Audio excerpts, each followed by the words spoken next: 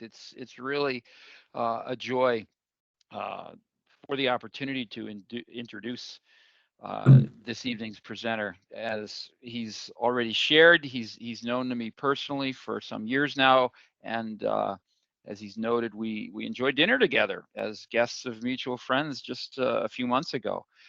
And I hope that he's no stranger to American Solidarity Party members either. He's one of America's foremost scholars, among others, of G.K. Chesterton, who I see is looking over his shoulder, and Hilaire Belloc, the two of which were the 20th century's framers of the political and economic theory that we espouse, known as distributism. Um, what's more, he's really been a very staunch advocate and defender of their vision, and he's sought to make it relevant and accessible to this 21st century audience. Um, I think perhaps his most significant treatise on distributism is Small is Still Beautiful. It's subtitled Economics as If Families Mattered. It's really a commentary and an expansion on E.F. Schumacher's tome Small is Beautiful. And Schumacher, of course, was a leading proponent of localism and that business enterprise that serves both community and families. Uh, right now, in fact, I'm making my way through Joseph's wonderful biography of Alexander Solzhenitsyn, who was a Nobel Prize winner, a Russian dissident, a Gulag prisoner, who has also some very deep and cogent thoughts on tonight's subject. So, the Cascadia ASP chapter tonight offers you a wizened and respected scholar and writer and educator, all of which are a tribute to the power of grace in his own life, which has had a healthy dose of odyssey. So you're certain to enjoy, to learn, and to smile from this gentleman who has great competence, great conviction, and great conviviality. And I'm very fortunate to call him my friend. I give you all Mr. Joseph Pearce. Thank you, Peter, for that eloquent and lucid and flattering introduction, peppered with alliteration and other literary aspects. And you actually encapsulated a great deal of where I've come from. So what I propose to do is perhaps spend the first 5 minutes or so of the talk giving my own journey to distributism. And then I want to talk about aspects of distributism and how it's applicable to the world in which we find ourselves today, and how we can apply it in our lives and in our efforts to actually change the world in which we find ourselves. So the practical applicability of the principles that we're going to espouse and which we believe. So my own past, Peter has mentioned several of my books, but I wrote a book called Race with the Devil, My Journey from Racial Hatred to Rational Love. So I have a journey. Peter used the more poetic word odyssey, which I appreciate. So when I was a young, angry man, as a teenager, a 15-year-old, in fact, I joined a white supremacist organization in England. And not to give you that whole journey into that and out of that. But what's pertinent to this particular conversation is that, I was very opposed to communism. Nazis don't like communism. National Socialists don't like international socialists. They're both socialists, they don't like each other. So we would have fights on the streets, violent demonstrations, in which they, by which I mean the extreme left, the socialists, the Trotskyites, the communists, the Marxists, would call me and my gang the stormtroopers of capitalism. No, and my attitude was I might not like communism, but that doesn't mean I want the world run by Bill Gates and Microsoft. Of course, there was no Bill Gates and Microsoft in those days, but there were global corporations. There was globalism. There was the rise of global corporate capitalism. So I thought, well, I might not like communism, but that doesn't mean that I am a stormtrooper of capitalism. So I wanted to look for other ways of seeing the global world problem and ways of solving it. So someone said to me as I was looking for alternatives to either the communism or the capitalism that was being offered, the so-called only two alternatives. You have to choose one or the other. And someone said, have you looked at the distributist ideas of G.K. Chesterton? And I'd never heard of G.K. Chesterton, but I was interested enough to be intrigued. And they said, well, you need to read a book of his called The Outline of Sanity, but you also need to read an essay of his called Reflections on a Rotten Apple, which is about distributism. So I did that. And I became a distributist, and essentially what distributism offered was an alternative to both communism and capitalism. In actual fact, what it offered was the only alternative to what the other two were effectively offering, which was in the language of Hilaire Belloc, proletarianism. So basically, proletarianism is where the individual and the family have no real power because they have no real property, that they are basically propertyless and powerless. In the case of communism, all property is in the hands of the state, in other words, controlled by politicians, whereas in globalist capitalism, all property is in the hands of global corporations, and we all work for those corporations as wage slaves for a wage or a salary, and we are propertyless. We may at best, at most, own the home in which we live, but we have no stake in the enterprise, the business endeavor, by which we earn our sustenance. Whereas distributism said what was needed was a society and economy defined by individually privately owned property. In other words, that an economy that's made up of many small businesses is much better than an economy that's made up of a few large businesses. Globalism and global corporatism leads to economic and political power being in the hands of fewer and fewer plutocrats, in other words, the super rich, whereas in socialism, it ends up in the hands of big government. So big business or big government was the choice. I chose neither. Give me small government and small business, not big government and big business.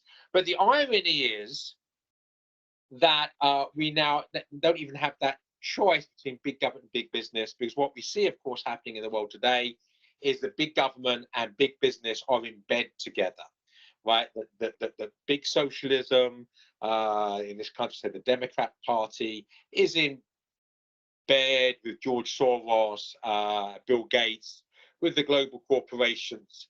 So big business and big government are one. It's not even a question anymore of choosing between communism and capitalism, that the mega globalist capitalists and the mega globalist communists are actually working together. All right, so that is them. This is us. Who is us? Well, it's ordinary families, ordinary people. We happen, providentially, to be having this meeting on the great feast of St. George. And as an Englishman, he's the patron saint of England. I'm going to raise a glass to St. George. And what St. George does, of course, he slays the dragon. And the thing about dragons is they're bigger than we are. They're more powerful than we are. All the odds will suggest they're going to devour us. And of course, we can only defeat the dragon with the help of God. And that's why St. George is not just a knight in shining armor, but a saint, a holy man.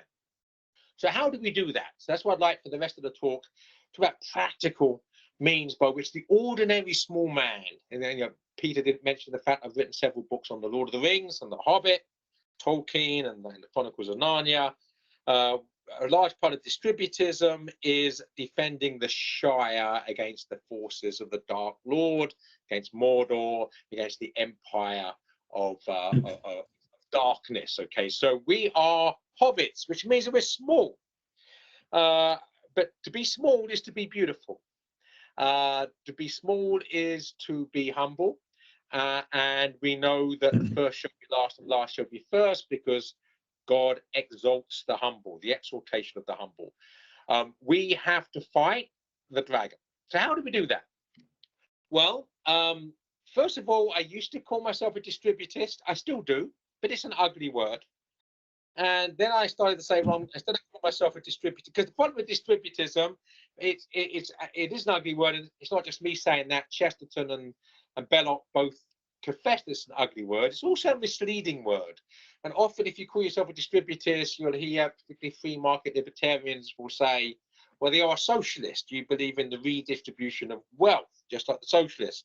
And you try to point out to them, we don't believe in the redistribution of wealth, though that might actually be a consequence of what we believe. What we believe is in widely distributed private productive property, right? In other words, many small businesses and people with a stake in businesses, a larger business, employee stock ownership plans, etc., which I'll get to, God willing, in the time we have here.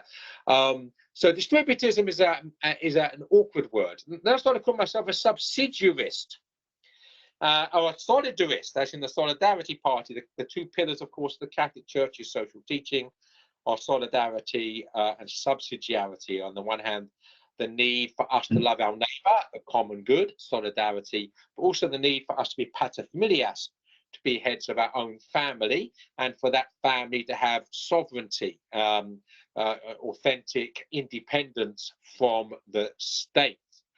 Subject to the common good, but not subject to the government. The government and the common good are not the same thing. So I'm happy to call myself a distributist, but it's an awkward word. I'm happy to call myself a subsidiarist, but it's an awkward word. I'm happy to call myself a solidarist, but it's an awkward word. I'm all those things. The word I tend to prefer to use these days, because it really does, I think, explain things more simply in a way that people understand, is localism. I'm a localist. I believe that power should be local where possible. All right. And local, of course, ultimately means residing within the family as the basic healthy unit of a healthy society. So I've mentioned some of these things already. Let's go down to, I'll give a few practical examples. A few years ago, I was involved in a public debate with the Acton Institute. I don't know how au fait you are with what's going on out there, but the Acton Institute is an organisation which is ideologically allied with the idea of the free market economics, free market libertarianism, we could say. So I had a public debate with them. You still see it on YouTube somewhere if you want to look it up, where I argued the distributive position, whereas my opponent argued for the Acton Institute's libertarian perspective. And I tried to give some examples, practical examples, which they had difficulty understanding, because their attitude was just leave the market free, leave the market alone, and it will take care of itself, and we'll all be better off and healthier in consequence. She's probably already gone to choir. I was just gonna ask if I can borrow some lettuce. She's actually in the bathroom. The Sheriff Plus. So go and go to the other door. Microphone on, and we're getting a very good candid. I don't know if the microphone's still on or not, but that was somewhat amusing. I've never been heckled in that manner before. If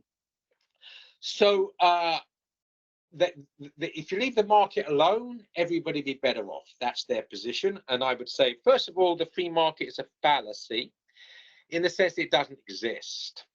The market is always being tampered with. It's always being impacted by forces that work upon it.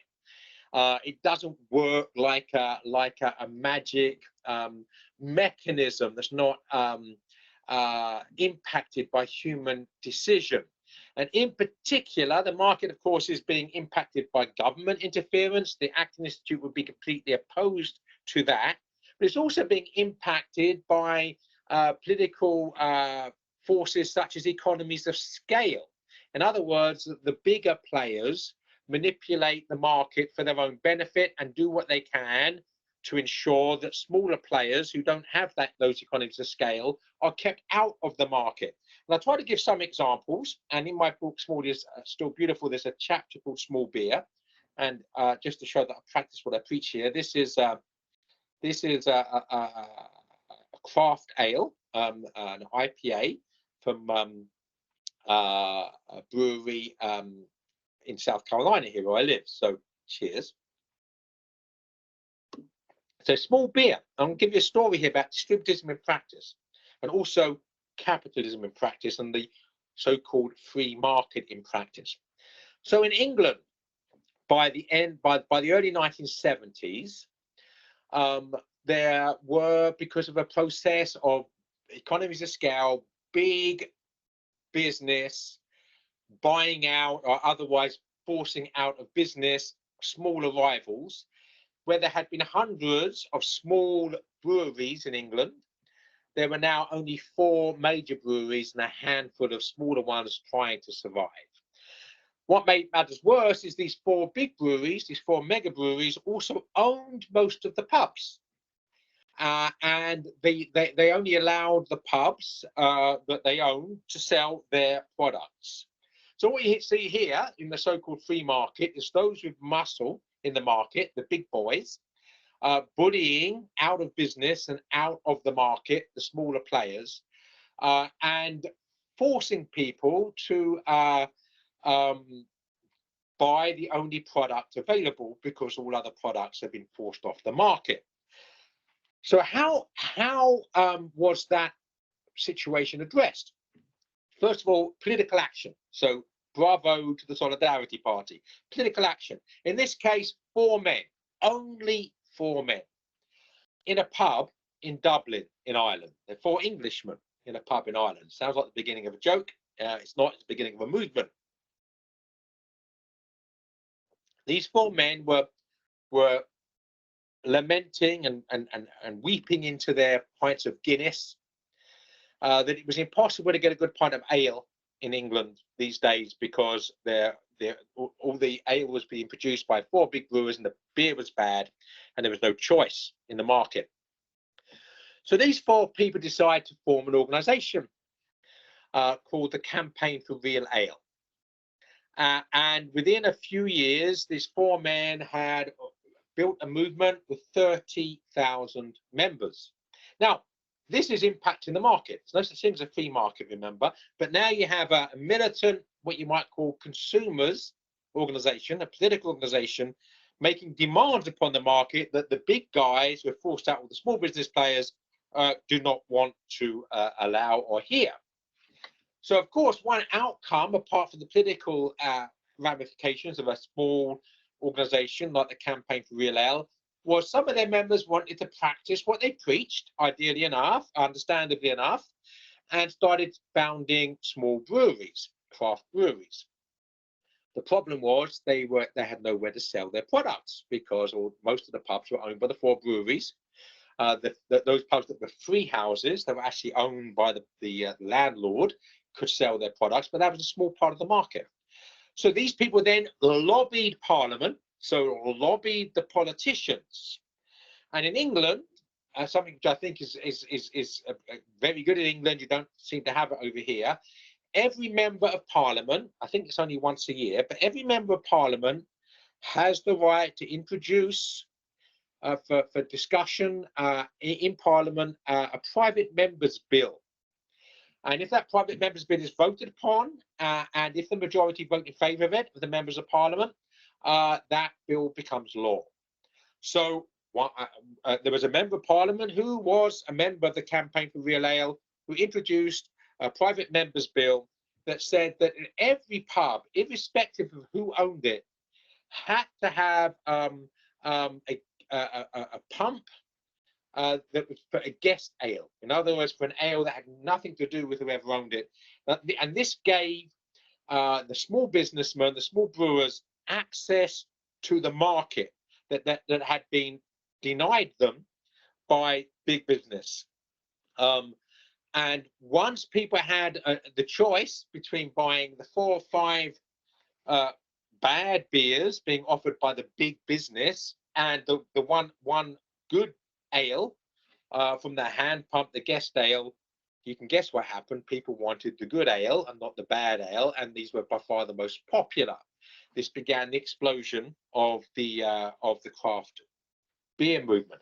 Even more encouraging than that is that a couple of these successful brewers in the Campaign for Real Ale stopped brewing beer, became brewing consultants. In other words, what they did, they showed people how to set up microbreweries and craft breweries. And a couple of these actually came across the United States. Now, I'm not claiming that the whole craft beer revolution in the United States is due to this, but it certainly was right at the beginning of it and certainly played a significant role. They came over to New England and other places, these 2 big consultancy companies, and started showing in the United States how to set up small craft breweries. And then, of course, then the craft ale revolution took off over here.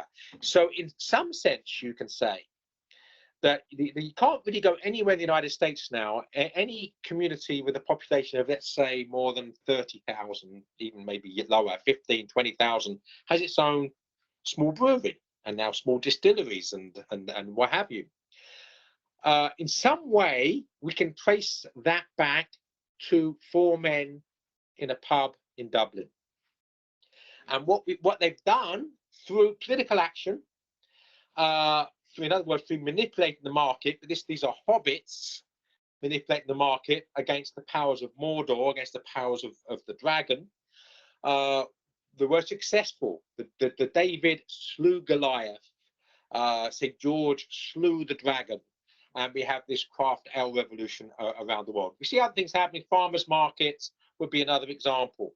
So I try to explain this to the people at the Acton Institute. I hope that some people in the audience got it, but the person with whom I was debating seemed to have no idea what I was talking about. People with ideologies, sometimes it's difficult to get through with reason. So there are other aspects of solidarity, subsidiarity, localism on a global scale that are important. And what I learned from E.F. Schumacher, Peter, in his introduction to me, referenced the book I wrote called Small is Still Beautiful, Economics of Families Mattered. This was influenced by E.F. Schumacher's book, Small is Beautiful, Economics of People Mattered. A little bit of background on that, by the way. This is another example of one person impacting the world. So he was a Marxist economist, a German who was a refugee from Nazi Germany, and became a Marxist and an atheist. But then a very major economist with nationalized industry, so the National Coal Board, so the socialist government in Britain nationalized the mining industry. So you've got, instead of it being owned by a handful of mega big private businesses, now owned by big government. He was the advisor to the government of the National Coal Board. So basically a socialist economist advising a socialist government about a socialist industry, a socialized industry, a nationalized industry. But he went to Burma and saw the influence of Buddhism on the culture, and he realized that economics was not a pure science, but was actually a branch of philosophy, which means that it's changed, it's a derivative. It depends upon our philosophy of life, the way that we view the economy depends upon how we view each other, our understanding of who we are, our relationship with who we are as individuals, our relationship with who we are as a community, our relationship with our neighbor and our God. This impacts our understanding of these things, impacts our understanding of the economy. So when he realized that, he feels it's not an exact science. But the other thing that was going on, which people didn't know about until later, and most people don't know about even now, is that he had a friend and he's talking about trying to grapple with these issues. Same thing as me, but he's obviously much more nous. He's a trained economist. You know, I have a problem with capitalism, but I also have a problem with socialism. I'm looking at different ways of doing this. And his friend said, well, have you looked at the papal encyclicals of the popes on social issues? And this, you know, I think at this point that Schumacher was still an atheist, certainly not a Catholic. And he said, well, what do those popes in their ivory towers know about the real world? But anyway, his friend prevailed upon him to dig deeper.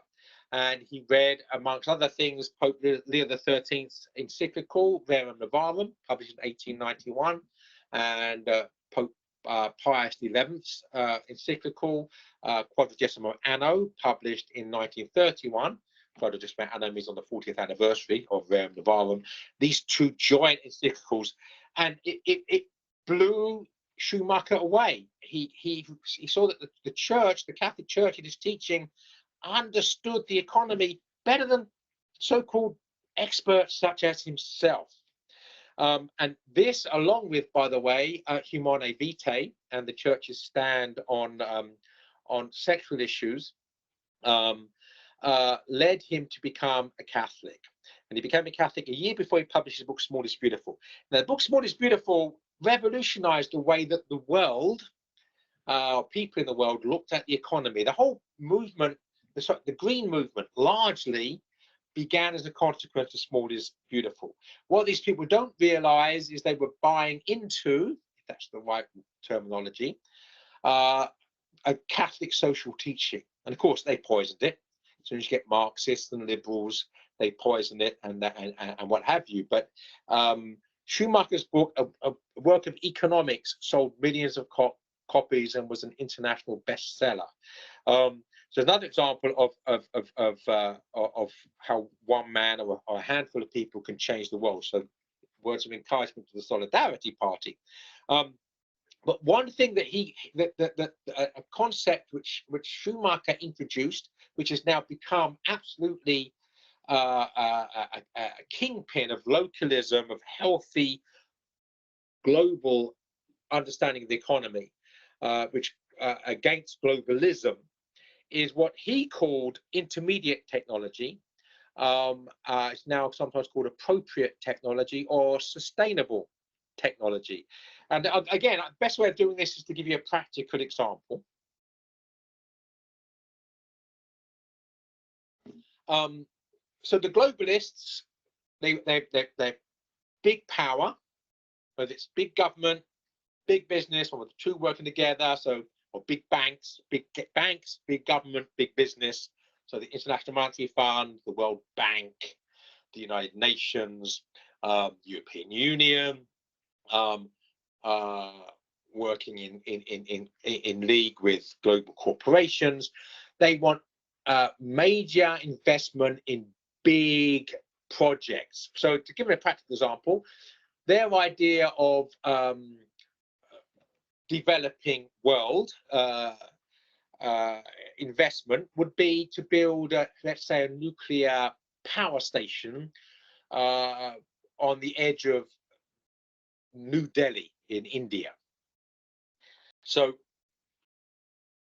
tens of millions, billions of dollars of investment come in to build this mega nuclear power station.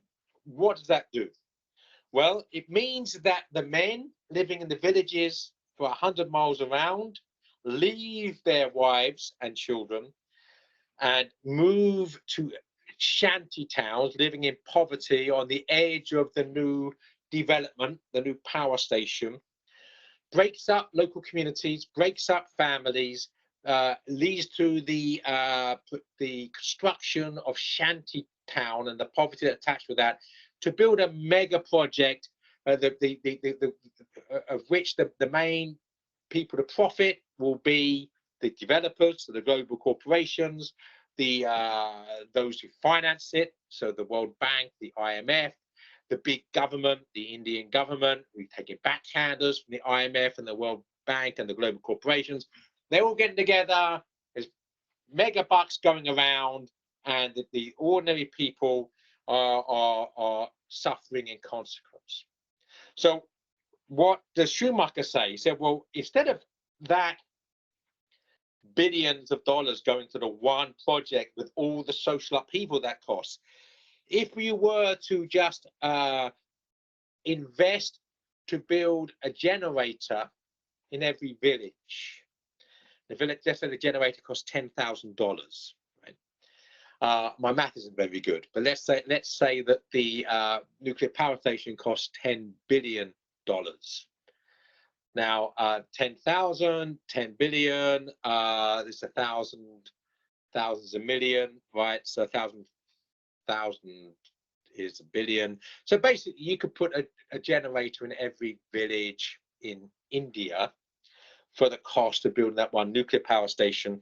You'd bring electricity to every village. You'd allow small businesses to flourish in those villages. You'd allow families to stay together. The men folk wouldn't have to leave and work hundreds of miles from home for a mega investment, global investment.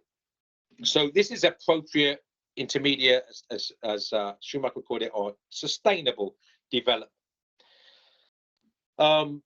So again, what we see now is the choice between localism or globalism. This is the terminology we need to look at now, and this is what it's all about. And the fight now is between globalism and localism.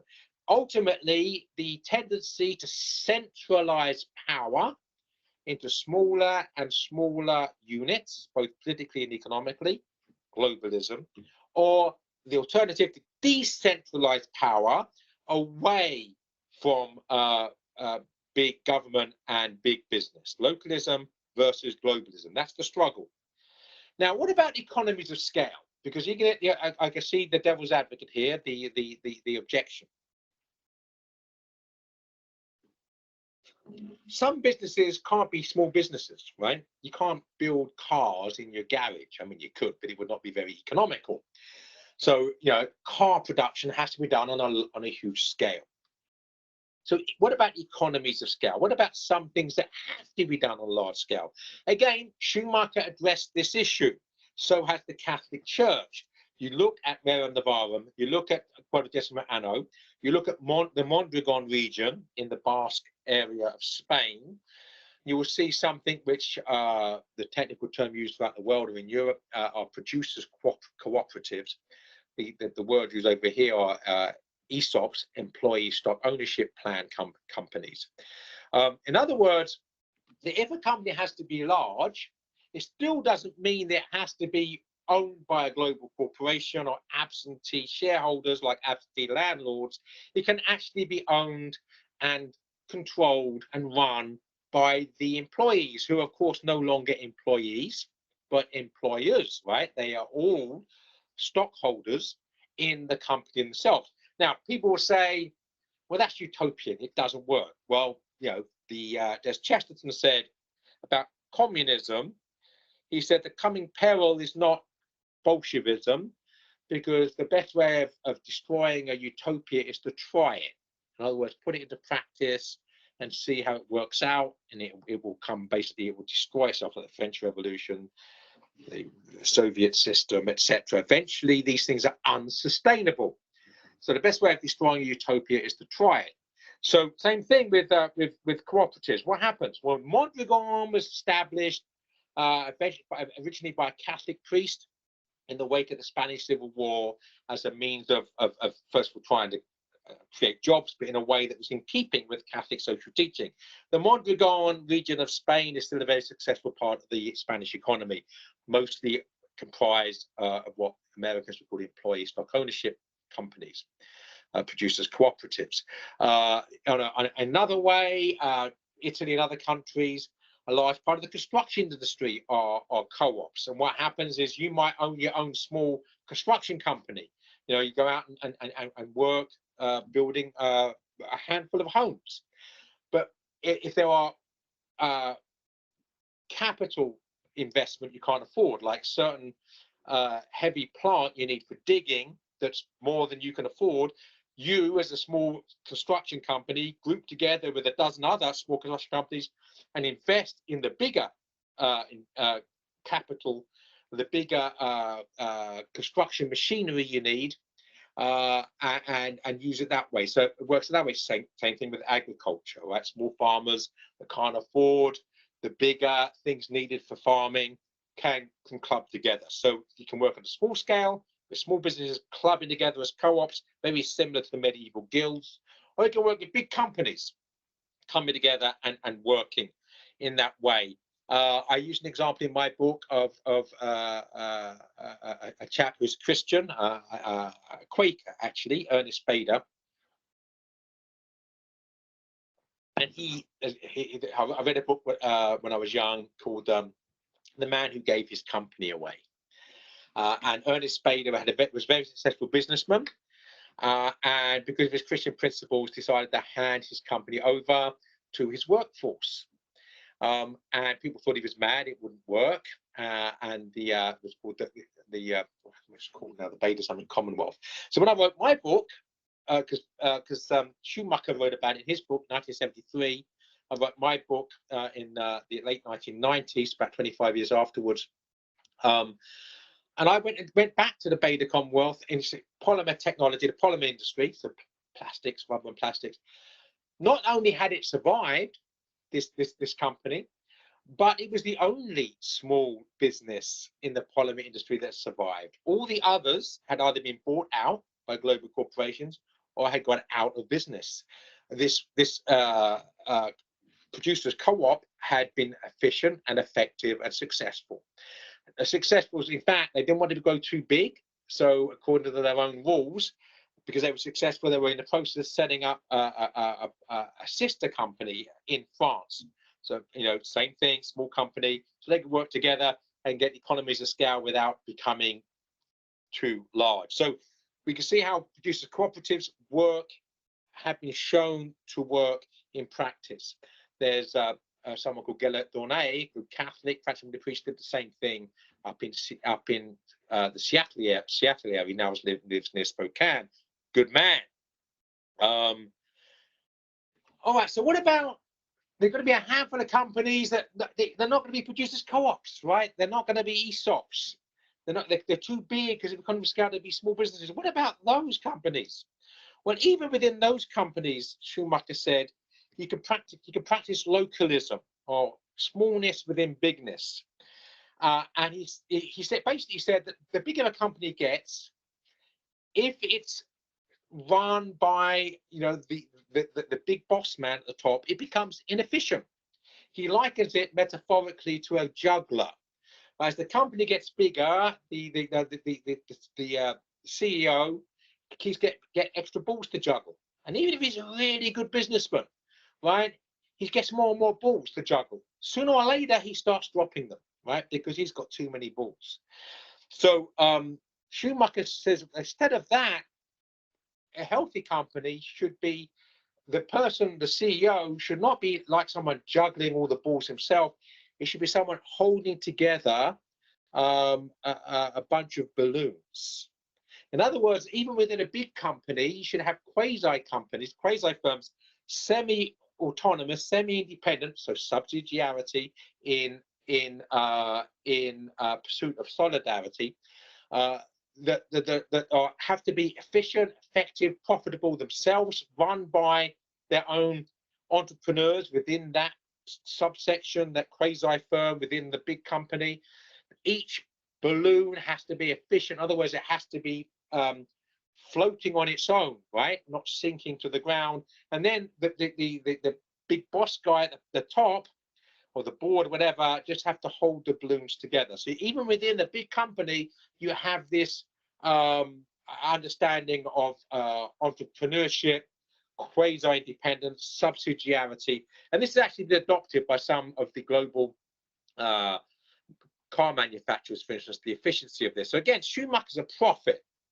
Right, just to conclude, this is all very well. This is principle. Thanks be to God for principle. Without principles, we're dead. But we have to put our principles into practice. How do we do that? Well, what we don't do is to say, well, we've got to take down Microsoft. Sure. But we, by ourselves, little small hobbits, okay? Bill Gates and his mega company are bigger than us. We're actually using them as we speak, ironically, okay? We can't take them down, at least not immediately. But what we can do is to realize that we are wrong if we think we change the world only by the casting of votes in elections. We change the world by casting votes every single day of our lives. Every dollar in our pocket is a vote. And we have to, first of all, learn to practice what we preach. We need to learn to be spending our dollars in order to build a localist future. And you have to understand that a strong local economy will lead to strong local culture, which will lead to strong local politics, which will be the defense against the encroachment of big government. So we have to begin by building a local economy and local culture. So your dollars, you should be spending them at your local farmers market. We go to our local farmers market, we go to a local butcher shop run by a man and his wife and one employee for most of our meat. And people say, well, that's going to be more expensive, isn't it? And the answer is yes, in the sense of how many votes it costs. But most of us spend far too much money on things we don't even need, like gadgets. And for most of us, our gadgets have become godgets. We spend more time with our godgets than we do with our God. And if we spend less money on globally produced globalist products, such as high technology, and more money on good, healthy, locally produced products, including locally produced food, we would be making a better world. We have to be able to live and practice and sacrifice if we want to build a better world. So every single dollar in our pocket is a vote. So we are either every day making the world a better place or a worse place. So first we have to practice what we preach, do it ourselves. And then we have to, and I think this has to be a large part of what the American Solidarity Party needs to be doing.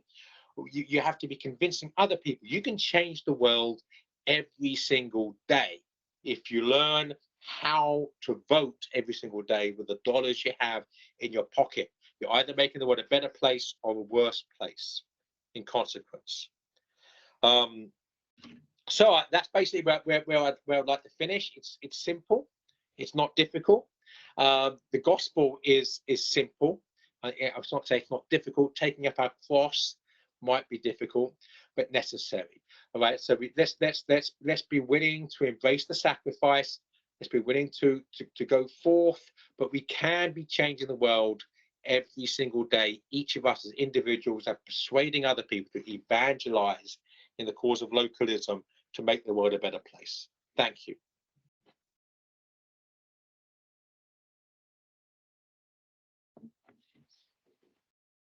Thank you, Joseph. That was amazing. That was really appreciated.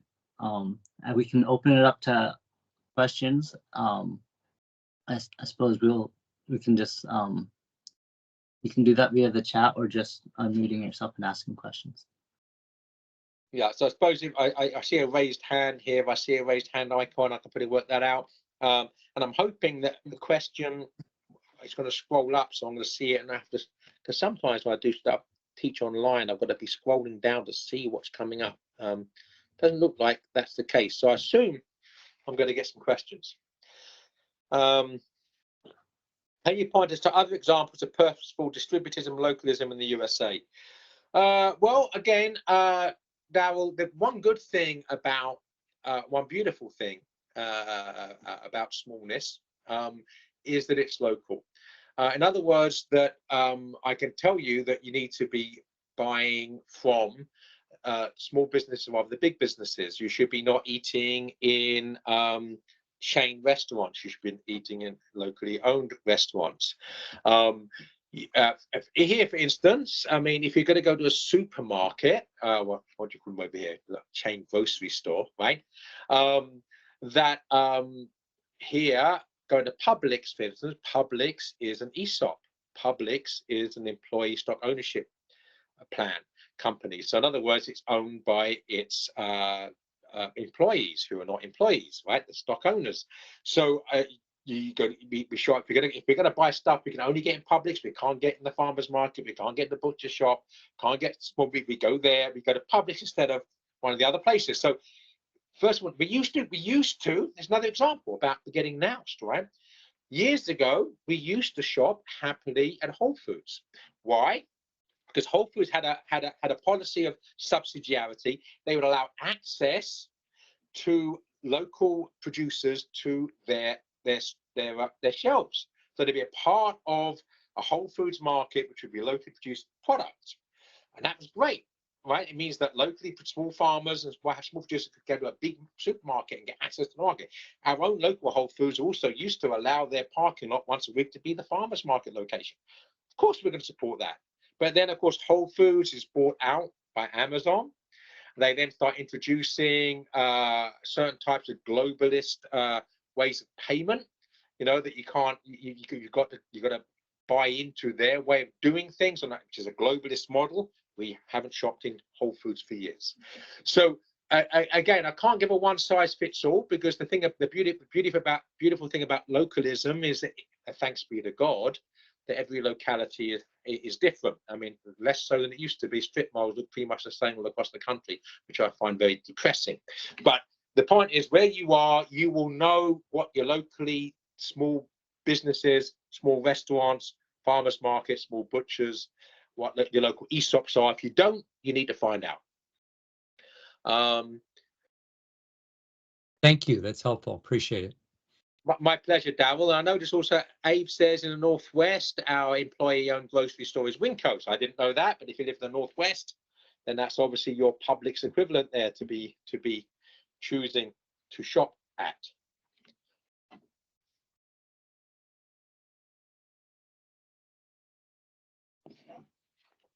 I often hear that distributors can't work in the United States due to the fact that the public generally won't support it like they would in other countries. Any thoughts on that objection?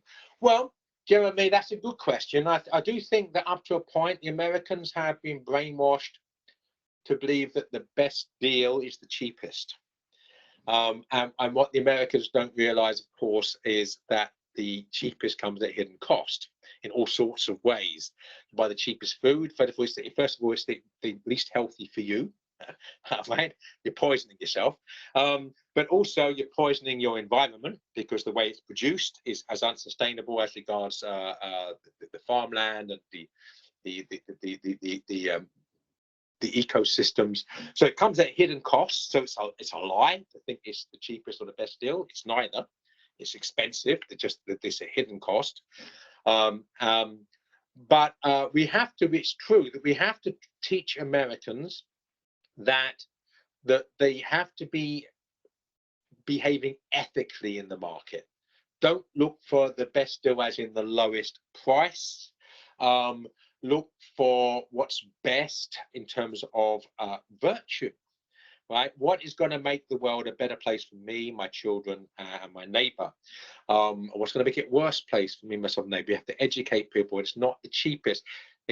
People say, well, I can't afford to spend that much on a hamburger. Well, yes, you can if you spent less on some other. I'm trying to think of an appropriate word that's not inappropriate. Some other thing you don't need. There is an education process. So let me give an example that I find disheartening. This was at. I do a lot of traveling, giving talks.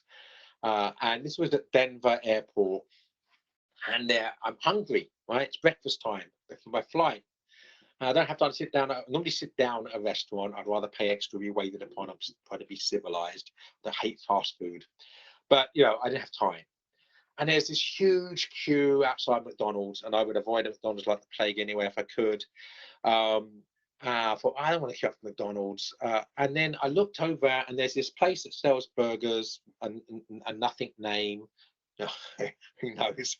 Nothing. But doing burgers and fries, what do you think? No queue at all. So I went straight there, got my burger and fries, and there's this long queue.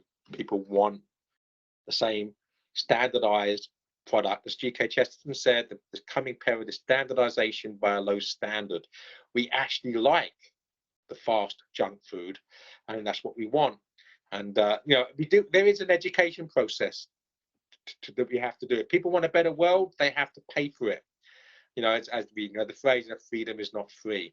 The path of least resistance leads to hell, right? If you want the cheapest, you're going to buy slavery for yourself and others. That's a high price to pay for a hamburger. Right, any other questions here?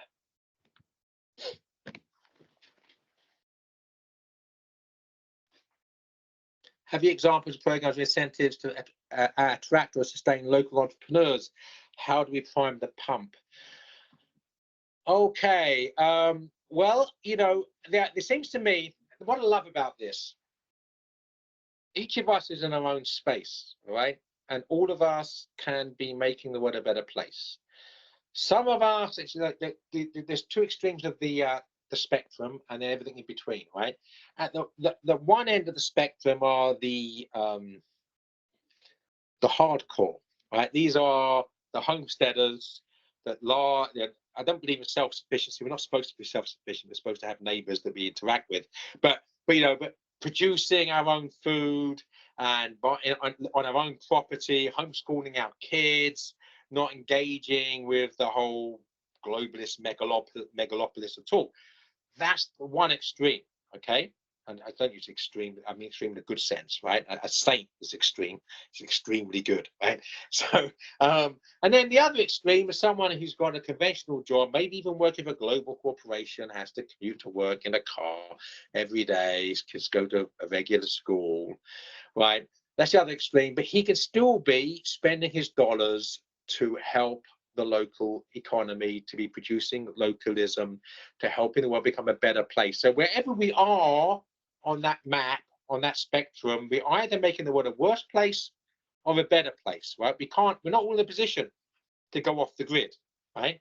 Some of us might even want to, but even if we want to, we might not be in a position to, but wherever we are in a position to make the world a better place. And that's the point.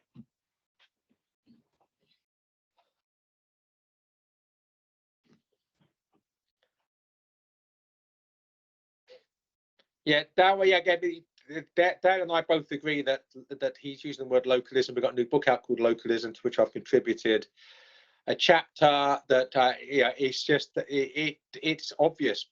People know what localism is. They know what globalism is. They know what the difference is. In distributism, you spend the first 5 minutes trying to get them to stop scratching their head, and they have to be patient enough to want to stay for more than 5 minutes, otherwise you've lost them already. So yeah, it's about communication. It's about communication. So of course we have to know what distributism is. We have to know the roots. We have to know about Chesterton and Belloc and Father Vincent McNabb and E.F. Schumacher and our whole history and heritage and the papal encyclicals, right? And those of us that are really engaged have to be engaged with the tradition, with the heritage. But when you're trying to project that out and communicate that to others, and of course, your American Solidarity Party, that's what you're in the business of doing, right? You have to be able to speak to them in a language they understand. Localism speaks to them, distributism confuses them.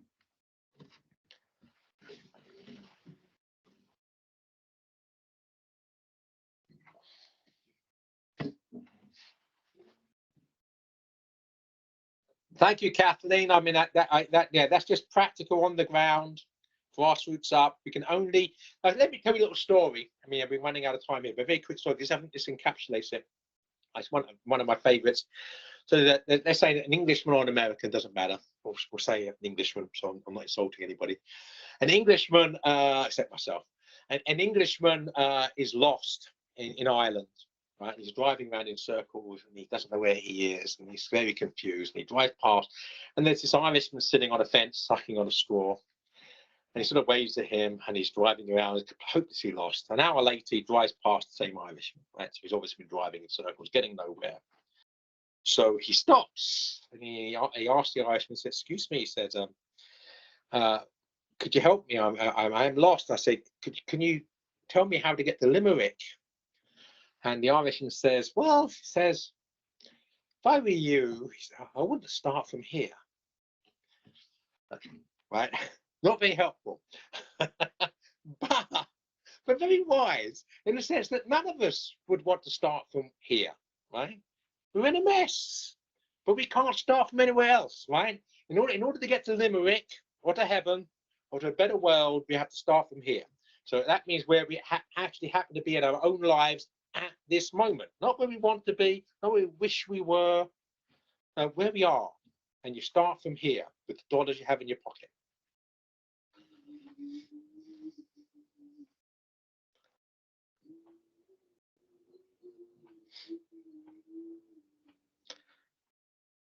John Montgomery is typing, so maybe we'll take that.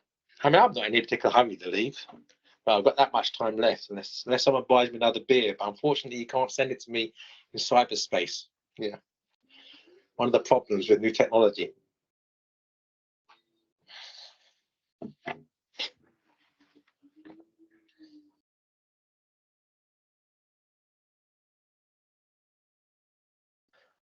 John Montgomery is either a slow typer or he's giving us an essay, one or the other. Or perhaps it's Microsoft. Are there any ways localism can go wrong? Well, yes, of course, John. Anything human can go wrong. So, you know, the worst case example of localism is tribalism. You know, we can see how our devotion, our commitment to our own local area in terms of our own nation or country can become toxic. And I always say that once a nation invades another nation, it's not nationalism anymore, it's internationalism, it's imperialism. So of course anything human can become poisonous. We've seen that actually what the left have done with good healthy ideas like localism, subsidiarity, solidarity, small is beautiful. You know, if you have a bad anthropology, you'll poison anything you touch. So of course, but the principle that small is better than big, normally speaking, that local is better than global, normally speaking, holds true, which means that working towards localism as opposed to globalism and small as opposed to big is normally speaking the right thing to do. But can it be poisoned? Anything human can be poisoned because of original sin. We are, as human beings, poisonous. Okay, I'm glad that Kathleen's drinking as we speak. Of course, you know, if I were to be a Pharisee or a Puritan, I could say, well, it's only 7 o'clock there. How dare you? It's 10 o'clock here. But yeah, being English, you know, I could say it's 5 o'clock somewhere. And if I'm English, that means it's 2 p.m. Eastern time over here any day of the week, which is good. Okay. Well, thanks everybody. It's been a joy, and if you want me back, I'll happily return at some point. You are my kind of people, and it's good to spend time with you. Blessings and thanks, Joseph. Yeah, Much enjoyed. My pleasure. Thanks for having me. God bless you, and keep up the great work you're doing. You're an inspiration. God bless. God bless. Good night, all. Bye-bye. Night.